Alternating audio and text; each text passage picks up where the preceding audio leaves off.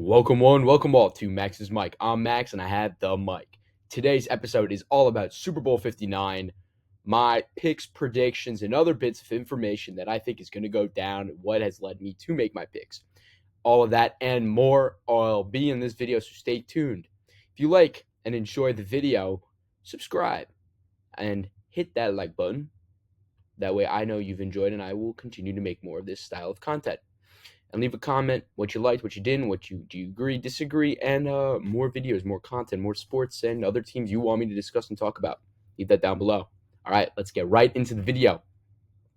Super Bowl 59 at first, just a quick comment. Accidentally, when making sure that it was Super Bowl 59, mistyped and put 49 and realized that 10 years ago, the whole world witnessed the worst call in Super Bowl history. That was indeed Super Bowl 49 between the Patriots and the Seahawks, in which the Seahawks got all the way down to, I believe it was the 3-yard line, and decided to throw the ball when they had prime Marshawn Lynch. Just a side note that I wanted to make. And something that I don't think will happen today, as I believe that if it were to come down to that situation, the Philadelphia Eagles will run the ball, as they have the best running back in the league on their team in Saquon Barkley. He is going to be a difference maker and the sole focus of this Chiefs defense.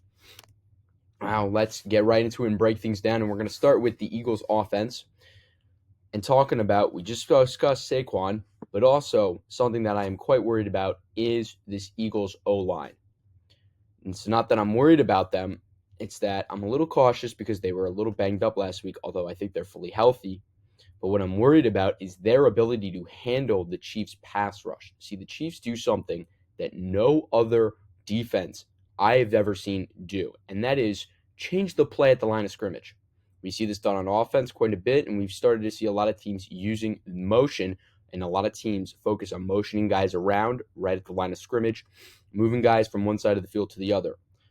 Something that's not commonly seen is a defense to line up, get in formation, then the offense calls an audible, changes their play, and the defense, they respond. Instead of adjusting alignments, they completely change their play too. This Chiefs defense saw what the offense was doing and the trickery that they were bringing. We all remember the merry-go-round, spinning around in a circle, huddle play that the Chiefs ran against the Raiders. The Chiefs have run a lot of different unique trick plays like that over the last few years, and Spagnuolo and the defense has decided, you know what, let's bring a little trickery onto the defensive side of the ball, and they've really started doing that, and it's been really quite effective. Something that's not quite often seen is a DB or a linebacker come down and blitz on the inside. We've seen that a lot, in which they line up on the outside of the typical lineman, and then they blitz from the outside. What's not commonly seen is for a linebacker or a safety or a cornerback to come down a little bit and it's typically more the linebackers that are doing this for the Chiefs, and line up basically in between the edge rusher and the tackle, the defensive tackle, and then blitz from that spot.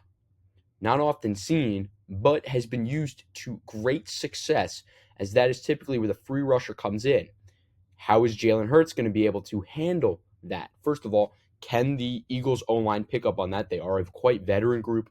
But also, can Jalen Hurts pick up on that and be able to make the adjustments and move outside of the pocket to either avoid the rusher or to be able to stall or to take off running, just do anything to make a positive play out of something that seems quite daunting and going to be negative. Handling that pass rush, handling that deceivery, handling the mix-up, the movement, the changes, the everything is going to be what the Eagles need to do in order to win this game. On the other side, the Chiefs defensively have to get stops. Offensively, you've got to score on every single drive. I think that this game is going to end up being a lower game that's going to come down on the defensive play. So for the Chiefs defense, they have to find a way to get stops. They've got to stop Saquon Barkley, and they've got to find a way to contain Hurts and get pressure on him, as I'm a little nervous about his mobility coming into this game. Now, I could easily and quickly be proven wrong, as we'll see how Jalen Hurts looks on the first drive or two. However, that could be a difference maker. But the Chiefs defense have to get stops, and Mahomes has to find a way to get the ball downfield, move the ball, and it's gonna have to come through the passing game. This Eagles defense is really good against the run, as well as the Chiefs offense doesn't really have a running game. I think that the production on the running game side is going to come from Mahomes scrambling, and it's going to come from the jet sweeps with Xavier Worthy. I don't think the Chiefs are going to find much success running up the middle, especially not with guys like Kareem Hunt and Isaiah Pacheco, who Pacheco is a great running back and has been the lead for the last few seasons for the Chiefs. However, he's been back from this injury for quite some time now, and yet is still listed as the number 2 running back in this depth chart. So he might still be injured. There might still be something lingering around that the press and I and many others don't quite know about, that hasn't quite exactly been released, that's going on with Pacheco, that we might find out a few days from now once the season is done and over. It is quite weird, especially to me, that Pacheco, who I feel would be the number 1 running back, isn't, and it's Kareem Hunt, who's on the older side, who's out of his prime. He's still doing it, but I think he's going to struggle in this game. So for the Chiefs, they have to get the passing game going and have to be efficient with their passing. Look for Kelce to have a big game. Look for Worthy to get used quite a lot in this game. He got used a lot last week. Not last week, 2 weeks ago. Last time out against the Bills.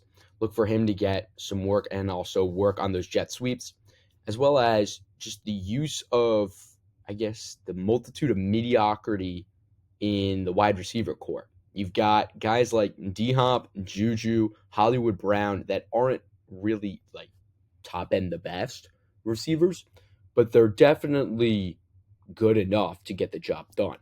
So look for the Chiefs to do exactly what they do. Spread the ball around, look for Mahomes to move, scramble, and just find the open receiver, and they've got to take the points. They've got to kick the field goals when they're in range and make the field goals when they're in range, as well as when they get down to the red zone, you've got to score. When you're in the red zone, you have to score if you're the Chiefs in this game, as you never know when you kick the ball right back, you give it back, and Saquon Barkley's going to take off for a 60, 70-yard touchdown run. Like, the fact that Saquon's able to do that and be so just such a big X factor, so game-changing and game-breaking, the fact that there is a high chance that he could break off one of those major runs and flip a game on its head is enough of a reason for the Chiefs to decide not to go for it on a 4th down and just take the points. And I think that they're going to need to. I think what it's going to come down to is it could be a difference of, if the Chiefs lose, and a lot of people looking back and, well, if they didn't go for 4th on this and this and this play, and they just kicked the field goal, they would have won. Or even on that one play in the first quarter, if they just took the points instead of going for it on 4th and 4 at the Eagles' 22, they could have won this game. And I think that that's what it's going to come down to. It's going to be a low-scoring game. I'm seeing that the total points is sitting around 48.5. It had been 50. It's come down to 48.5. And I'm still going to say it's going to be the under. This morning I was on VIC radio between the 20s every 8 a.m. on Sunday mornings, and going to be continuing. And I predicted 27-20. And I'm feeling pretty good about that. Somewhere in that region, maybe 24-21 final score in favor of the Chiefs. I do think the Chiefs are going to come out and win this game. And no, I don't think it's going to be because of the officials. I think there's too much riding on this, too much controversy that's coming around this, that I really think that the referees are going to be hyper-focused on ensuring that they make every call no matter which way it goes. So I don't think it's going to come to that. What I think it's going to come down to is this Chiefs defense getting pressure on Hurts and somehow stalling Saquon. I don't think they're stopping. I think they're stalling. And again, I talked on that show and I said less than 150 rushing yards for Saquon. And that's the fact that that is stalling a running back is 150 yards in a game is incredible. But that's the reality of the situation, is that there are a lot of good receiving weapons within this Eagles offense. However, it just really feels like whenever you're able to stall and hold Saquon back, you can find a way to win a game. I mean, let's just looking back at even so much as the Commanders game, not this one of the playoffs, the one towards the end of the regular season that the Commanders ended up winning. Yes, Hurts got hurt, but the whole reason why the Eagles were in that game in the first place was because of Saquon Barkley. Had the Commanders been able to stop Saquon, they would have won that game easily. Now, granted, they did end up winning, but that's just because Hurts was out and they had to put Kenny Pickett in. Where I'm going with it is, again, You've got to find a way to limit Saquon and his ability to have a major impact on this game. I think the Chiefs defense can find a way to do that. I think the Chiefs defense can also find a way to get pressure on Hurts. And I think that Mahomes, who's also going to equally see a lot of pressure as this Eagles D-line is incredible, I think Mahomes is going to do a better job than Jalen Hurts at scrambling, moving around, and finding the open receiver or just finding the lane to run and get positive yards. So I think because Mahomes is going to do a better job at that than Jalen Hurts, I believe that the Chiefs are going to win. So again, my final picks, Chiefs win 27-20. It's under that 48.5 total point mark. And the Chiefs will three-peat, first franchise to ever do it. Those are my picks, and I hope you enjoyed this video.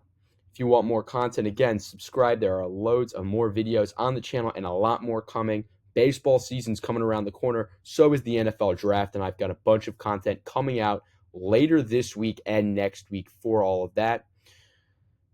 So stay tuned. And again, if you want even more content, head over to my Instagram. There's a bunch of videos and quick picks over there. I'm going to be trying to do a lot more quick picks and episodes on there too. Probably going to do something similar to what I've been doing in the NFL, in which I just do a quick pick 'em and talk about it, but probably for Sunday Night Baseball or something in the lot, maybe some major baseball games. Baseball season's coming up, NFL draft. If you want some more content on that, subscribe, check out the Instagram. Until then, I hope you all have a great day. Enjoy the Super Bowl. Take care and goodbye.